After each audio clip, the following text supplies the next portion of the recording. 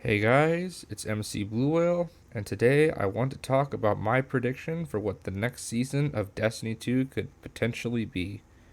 Now, this is my first ever lore discussion video, so forgive me for not having state of the art editing and software. I'm still trying to learn this new hobby of mine, and I'd figured I'd give a swing at diving into the lore of Destiny 2 and trying to piece together some of the pieces of what we might expect. I'm going to come out now and say this. I am aware that many larger content creators, such as Astacross, have already posted their predictions, and while I do think they are on the right track, I wanted to give my ideas, given that I have a few of my own of what could be happening. Before we get too far into this, I want to bring to attention this fun detail about the seasonal model and storytelling of Destiny 2. Ever since Forsaken was launched and introduced, seasonal storytelling in Destiny, on a micro level, would appear to be nothing more than just pieces of content added to the game with no rhyme or reason. However, if you step back and take a larger look at the stories told within an expansion, you can notice themes and an overall event tying them all together. In the Forsaken era, all three of the DLC seasons were about us, the Guardian, becoming stronger by means of weaponry and tactics. Black Armory literally gave us some of the most powerful weapons we ever had. Season of the Drifter opened our eyes to the sheer power our Guardian has and with the Nine's interest. And Season of Opulence is about us growing fat from strength. Next we have Shadowkeep, and this is where this trend starts to solidify a little more. The overall theme of the seasons for Shadowkeep was about us going back to our pasts to fix wrongdoings. Season of Dawn, we literally went back in time to save Saint 14 and perform the perfect paradox for his storyline. Season of the Worthy was us preventing the Red Legion from fixing their mistakes by ending the Red War their way, and Zavala coming to terms with Rasputin. Also, Rasputin had to come to terms with his crimes against humanity with the Siva outbreak and his son being Fellwinter and his whole tyranny and destruction of the Iron Lords and such. Arrivals is where we go back to places previously affected by both the Traveler and the Darkness, and we uncover more about what's wrong with the past's perception of the two. Now come to Beyond Light, and this is the safest for me to say, it's all about making alliances. In Chosen, we form an armistice with Keitel, in Splicer, we harbor the Splicer refugees, and in Lost, we aid in helping Mara finish her fight against Savathun. Now that was a lot to recap, so where does that put us now? Well, here's the beautiful thing. Stories are like onions, and they have layers. Bungie is very, very smart, and they can tease and hide things in lore that show things to come, but we were too blind to see. Telesto! Is there any evidence in Witch Queen and Season of the Risen that shows where we are going? Yes. If anyone can remember way back when Beyond Light was released, and the story mission after the campaign in which we steal the Salvation's grip from what remained of Aramis's followers, you would recall that the Spider sent his troops to aid us in finishing the fight.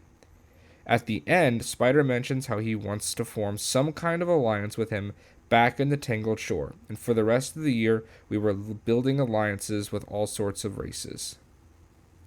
Now let's come to Season of the Risen. This season has a lot to unpack, mainly how much of it is rooted in Saladin's past.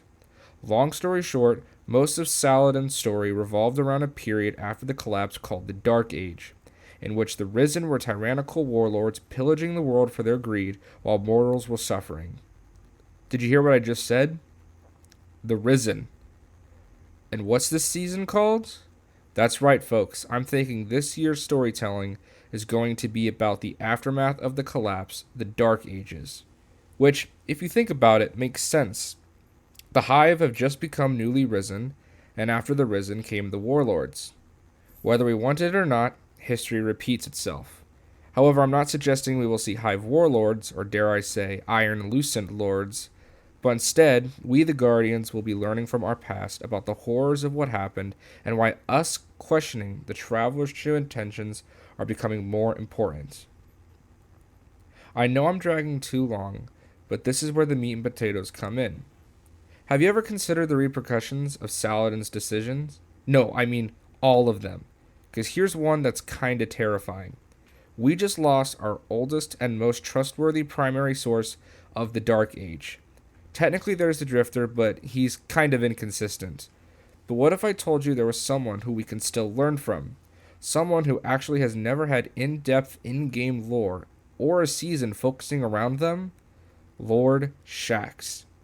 If anyone recalls to the ending of the Moon Psyops Battlegrounds, Saladin and Zavala discuss about the frustrations of fighting enemies, like the Lucent Hive. Saladin informs Zavala that the Lucent Hive are not different than that of the warlords from the Dark Ages. Saladin then prompts Zavala, stating that if he wants to know more about the Dark Ages, he needs to talk to Shaxx. I fully believe that Season 17 will either be Season of the Lords or Season of the Warlords, and will revolve around Lord Shaxx for once. There is a lot in the current lore that suggests this could be happening, but for the sake of more evidence, here we go. We know next season will have its Iron Banner rework, and Bungie has shown us in the lore of Risen that its change is in fact canon to the in-game universe, with Saladin joining Kaido's War Council. Now, I'm still a believer that either Lady Aphrodite or Crow will become the new Iron Banner vendor. However, I prefer Crow to be the speaker since he's had some visions and dreams of the Traveler. Now, Shaxx, Saladin, and Zavala are all interconnected. Way back in Black Armory, with the pinnacle pursuit weapon called the Mountaintop, the lore in there tells the story about Lord Shaxx's infamous decision to betray the orders that Saladin had given him. Basically, Lord Shaxx betrayed every order that was given to retreat to the city. Instead, at the Battle of Twilight Gap, Lord Shaxx, with all of his other comrades, including Anna Bray, all defended with their last of their light. Lord Shaxx's disobedience towards Saladin would have a blockade in their relationship, as the two still don't see eye to eye to this day. However, this is very important because if it wasn't for Shaxx's decision to disobey Saladin and to not take the Fallen head on as they were attacking the city may have in fact been lost. They had the firepower to hold their ground, and holding their ground is what gave them the edge against the Fallen invaders. Now, as for our story in Season 17, I really don't know where to go exactly. Obviously, it would be cool to learn more about Shaxx's history as a warlord and how he got vibe checked by Fellwinter. But in the current events of the game, there's not really much that I could build upon with what kind of enemies we could be fighting with Lord Shaxx as our main storyteller.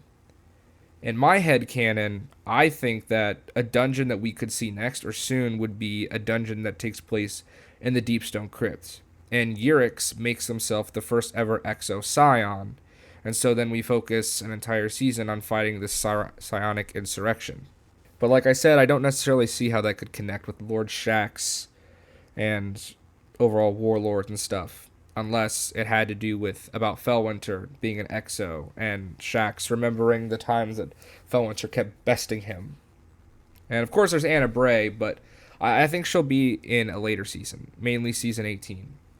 Because in The Witch Queen, towards the very end of the story, there's a cutscene in which there is a meeting in Zavala's office.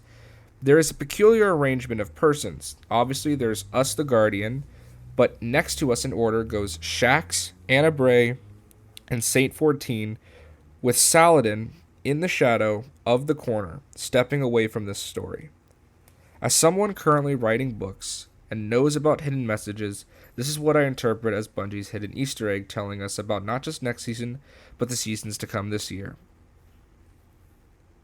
So Season 17 would be about Lord Shaxx, Season 18 would be about Anna Bray, and then Season 19 would be about Saint 14. And also preparing us for Lightfall. So that's about it. This is my introduction to this field of lore. I know this is kind of rushed and small, but I wanted to start this journey by starting the flame of discussion and see where we are heading in Destiny. Please like the video if you did, and please comment down below what your thoughts are, as well as any corrections you'd like to make about my lore understanding. This has been MC Blue Whale. See y'all next time.